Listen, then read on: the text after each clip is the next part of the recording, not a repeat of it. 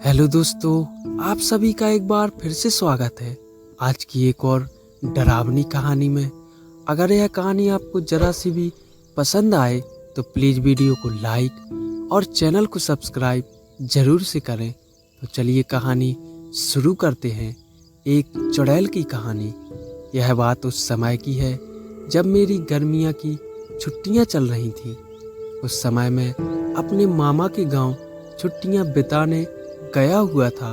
वो गांव बहुत ही सुंदर था और वहाँ के खेत खलिहान और पहाड़ भी काफ़ी सुंदर थे। गांव पहाड़ों के बीच में बसा हुआ था। वहाँ के लोग भी काफ़ी अच्छे थे और मैत्री स्वभाव के थे। दिन में वहाँ पर काफ़ी गर्मी पड़ती थी पर रात में एकदम ठंडी हो जाती थी। मैं और मेरे मामा रात में घर के बाहर ही खाट बिछाकर सोते थे।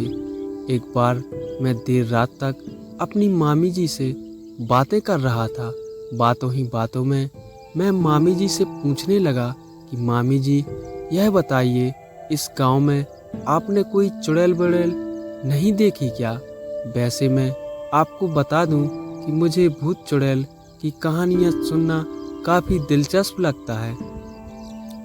पर मेरी मामी जी बोली कि रहने दे, फालतू में तू डर जाएगा और रात को ढंग से सो भी नहीं पाएगा। पर मैं भी कहाँ मानने वाला था। मैंने भी जिद पकड़ ली कि कहानी तो आपको सुनानी ही पड़ेगी। मेरी जिद के आगे वो भी नतमस्तक थी। उन्होंने कहा कि इस गांव में बहुत सी चुड़ैलें रहती हैं पर किसी को दिखती नहीं है। मैं बीच में बोल पड़ा कि जब किसी को वो दिखती नहीं है तो फिर कैसे पता कि वो यहाँ रहती हैं? मामी जी बोली कि हाँ, किसी ने उन्हें देखा तो नहीं पर फिर भी कुछ लोगों ने उन्हें महसूस जरूर किया है। मैं बोला कि क्या आपने उन्हें देखा या महसूस किया है? मामी जी, हाँ शायद। मामी जी, आप मुझसे मजाक मत करो। अगर आपने देखा है तो बताओ। मैंने उनसे पूछा। उनका जवाब नहीं में था। मुझे उनसे कहानी सुननी थी पर उन्होंने मुझे कोई कहानी नहीं सुनाई। मैं बाहर जाकर अपनी खाट पर लेट गया। मामा पहले से ही सो चुके थे। मैं भी सोने की कोशिश कर रहा था पर ना जाने क्यों मुझे नींद नहीं आ रही थी। मैं बस उन्हीं सब चीज़ों के बारे में सोच रहा था कि ना जाने कब मुझे नींद आ गई।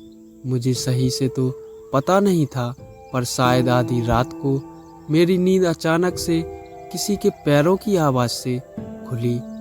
उस समय मेरे मामा जी तो सो ही रहे थे। मैं आश्चर्य में था कि इतनी रात को कौन हो सकता है, पर मेरी इतनी हिम्मत नहीं हो रही थी कि मैं खाट से उठकर पीछे देखूं कि कौन चलकर आ रहा है। उस समय मैं थोड़ा डरा हुआ भी था क्योंकि उस रात को मामी जी से भूत चुड़ैल की बातें कर रहा था। मैंने सोचा कि चुपचाप होकर देखता हूँ कि कौन है। धीरे धीरे वो आवाज़ बढ़ती जा रही थी। वो जो कोई भी था धीरे धीरे मेरे पास आ रहा था। मैंने देखा कि एक बूढ़ी सी महिला थी जिसने काले रंग की साड़ी पहन रखी थी और वो झुककर चल रही थी। वो मुझसे अब थोड़ा आगे निकल गई और एक जगह जाकर रुक गई। मैं अब भी उसे देख ही रहा था और सोच रहा था कि ये क्यों रुकी है कि तभी वह पीछे मुड़ी। जहाँ वह रुकी थी वहाँ बल्ब की हल्की सी रोशनी पड़ रही थी। मैंने उसका चेहरा देखा और सच कहूँ तो मैं उसका चेहरा देखकर डर गया। उसकी नाक लंबी थी और उसके चेहरे पर अजीब सी डरावनी हंसी थी। उसकी आंखें ऐसी लग रही थी जैसे वो मुझको ही देख रही हों। मैंने अपनी आंखें बंद कर ली और चुपचाप ऐसे देखने लगा जैसे मुझे कुछ पता ही नहीं हो। थोड़ी देर बाद मेरे कानों में एक आवाज़ आई, हा हा हा। तुझे क्या लगता है?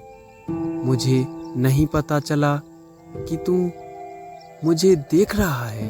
मैं एकदम से नींद से उठा। सुबह होने में अभी भी कुछ समय बाकी था। मैं बोला, भगवान का लाख लाख धन्यवाद है कि यह एक सपना था। दोपहर के समय गांव के ही लोग एक घर में लोगों का जमावड़ा लगा था। सब लोग चिल्ला रहे थे कि इस पर चुड़ैल आई है। मैं भी उनकी ही भीड़ में खड़ा था। सामने एक महिला पागलों की तरह हरकतें कर रही थी। सब लोग बोल रहे थे कि इस पे चुड़ैल का साया है। कोई कह रहा था कि रात को यह बाहर पेशाब करने गई, फिर लौटा ही नहीं। सुबह यह गांव के आखिर में उगे बरगद के पेड़ पर बैठी थी और कुछ गांव वाले इस वहां लेकर आए थे। वो सबको देखकर हंस रही थी। एक समय ऐसा भी आया जब उसने मेरी तरफ देखा और हंसते हुए बोली कि तुझे क्या लगता है, मुझे नहीं पता कि तू मुझे देख रहा है। मैं समझ गया था मैंने जो रात में देखा था वो मेरा सपना नहीं बल्कि हकीकत थी।